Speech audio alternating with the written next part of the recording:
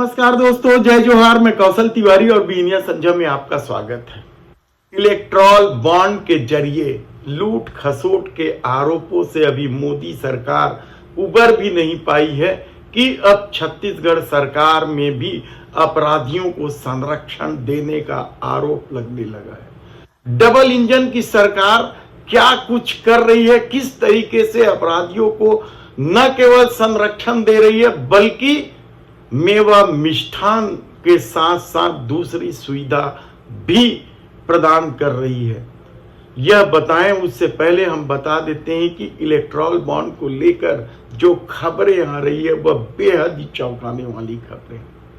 क्या अपराधी, क्या जहर बेचने वाले, क्या अपने पराये विदेशी, सबसे पैसा वसूला गया, भरपूर पैसा वसूला गया। और जो लोग पैसा देने को तैयार नहीं थे, ऐसे लोगों के यहां ईडी और सीबीआई के माध्यम से पैसा वसूला गया। गजब का खेल खेला है सत्ता ने, लेकिन छत्तीसगढ़ में भी इससे कम नहीं है। जब से सरकार बनी है भारतीय जनता पार्टी की छत्तीसगढ़ में, तब से अपराधियों पे लगाम लगाने की बजाय उन्हें सुविधा प्रदान की जा रही है।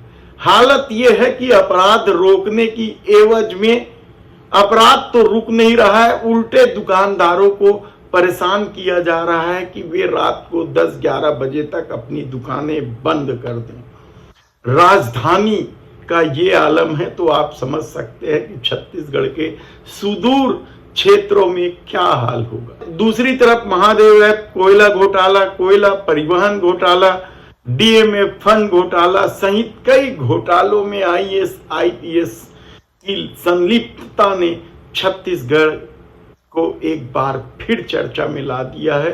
तो दूसरी तरफ इन घोटालों को लेकर आईएएस आईपीएस में किस तरह से लड़ाई छिड़ी है, यह भी हमने आपको कई बार बताया है। लेकिन क्या कल जो सेंट्रल जेल दुर्ग में हुआ वैसा छत्तीसगढ़ के सभी जेलों में हुआ? किस तरीके से आईएएस आईपीएस लॉबी की लड़ाई छापेमारी तक पहुंच गई है या अभी भीतर खाने तक ही लड़ाई चल रही? सवाल कई सारे हैं, लेकिन सबसे बड़ी बात तो दुर्ग जेल में जो छापेमारी हुई वह चौंकाने वाली है।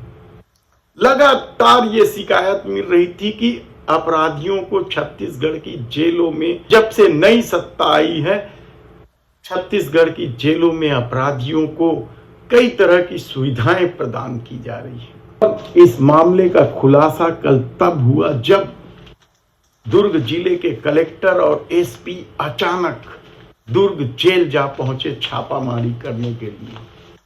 लंबी चौड़ी टीम के साथ पहुंची छापे दस्ते ने वहां जो कुछ देखा वह कम चौंकाने वाला नहीं है। दुर्ग जेल में कुख्यात गैंगस्टर तपन सरकार भी है, तो ट्रेन हाईजैक के आरोपी उपेंद्र सिंह उर्फ कबरा ये तो है ही हैं। इसके अलावा महादेव सट्टा ऐप के प्रमुख कर्ता धर्ता रवि उप्पल और सौरभ चंद्राकर के करीबी दीपक नेपाली भी जेल में है। और हैरानी की बात तो यह है कि ये तीनों एक ही बैरक में पाए गए। सब तरह की इन्हें सुविधा थी, गद्दे से लेकर चादर, सब तरह की सुविधाएं। और यही नहीं, जब यहाँ की तलाशी ली गई तो यहां से काजू किशमिश बादाम यानी ड्राई फ्रूट भी मिले। सोचिए आप कि किस तरीके से जब एक जेल का ये हाल है तो आप कल्पना कर सकते हैं कि दूसरी जेलों में भी अपराधियों को किस तरीके से इस सुविधाएं दी जा रही हैं। हमने कई बार आपको बताया है कि छत्तीसगढ़ की जेलों में किस तरह का खेल चलता है।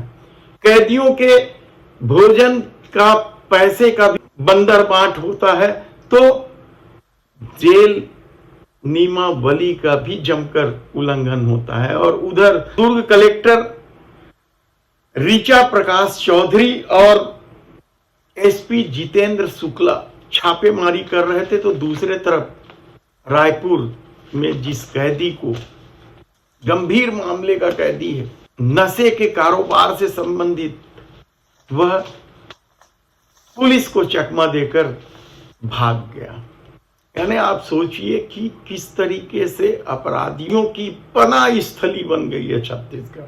कहा जा रहा है कि रायपुर सेंट्रल जेल की बात नहीं, दूसरे जगह भी राजनांदगांव हो, अंबिकापुर हो, जगदलपुर हो, कई जगह की जेलों की शिकायतें आ रही है कि जेलर अपनी मनमर्जी से कैदियों को सुविधाएं प्रदान कर रहे हैं, उन्हें वे सारी सुविधाएं दे रहे हैं जो वे अपने घरों में पा सकते हैं। और कल जब छापेमारी की कार्रवाई हुई और जिस तरीके से जो खबरें आ रही है वह कम चौंकाने वाली नहीं, तो दूसरी तरफ छत्तीसगढ़ में अपराध भी लगातार बढ़ रहे हैं। और केवल गिरोहबंदी वाले अपराध नहीं है, होली के दिन राजधानी जैसी जगह में हत्या की वारदात हो रही है। नशे के कारोबारी लगातार हालांकि पकड़ा रहे हैं, लेकिन किस स्तर तक नशा फैल चुका है आप सोच नहीं सकते, क्योंकि पुलिस ही अब तक 300 से अधिक लोगों को गिरफ्तार कर चुकी है। इसके अलावा शराबबंदी एक बड़ा मुद्दा था पिछले चुनाव में, लेकिन इस बार यह मुद्दा नहीं बना और न ही भारतीय जनता पार्टी शराबबंदी के पक्ष में ही दिखाई दे रही है। लेकिन शराब की वजह से अपराध लगातार बढ़ रहे हैं। रोज कहीं न कहीं छत्तीसगढ़ में कहीं न कहीं रोज शराब पीकर गुंडागर्दी करने की खबर आ रही है, हथियार लहराने की खबर आ रही है, बलात्कार तक की खबर आ रही है। बलात्कार की खबर तो महतारी वंदन योजना के तहत पैसा दिलाने के नाम पर एक भारतीय जनता पार्टी के नेता पर भी आई है। लेकिन यह डबल इंजन की सरकार है और इन्हें लोकसभा चुनाव में शायद जीत का इतना भरोसा है कि वे महिला के अपहरण के आरोपी को कांकेर से लोकसभा का टिकट दे देते हैं। भोजराज नाग नाम है उसका। यही नहीं, जो पदाधिकारी बने हुए हैं, जैसे रायगढ़ में जिला अध्यक्ष के पद पर बैठा व्यक्ति उमेश अग्रवाल यौन शोषण के मामले में जमानत पर चल रहा है। इसी तरह के कई मामले हैं भारतीय जनता पार्टी के कई पदाधिकारियों पर, लेकिन ठसक अपनी है। डबल इंजन की सरकार है, मोदी की गारंटी है, भले वो गारंटी पूरी नहीं हो रही हो।